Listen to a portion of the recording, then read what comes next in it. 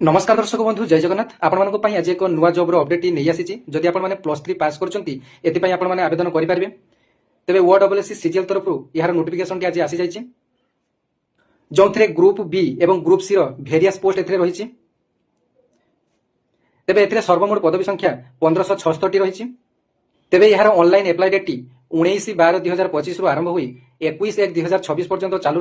रनलाइन application फी 500 टका लेखाएं रही तेज बयस जाणी नियंतु 21 वर्ष रु 42 वर्ष पर्यंत समस्ते आवेदन करेंगे एससी एसटी एससीबीसी पीडब्ल्यू मान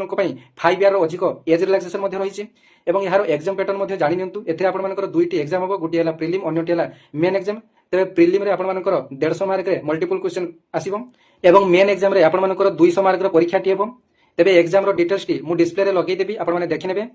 तेबे एथरे किछि पोस्ट पई स्किल टेस्ट मध्ये हेबो परीक्षाटी संपूर्ण ऑनलाइन मोड रे हेबो एवं अलग अलग शिफ्ट रे हेबो तेबे एथरे नॉर्मलाइजेशन रो व्यवस्था मध्ये रही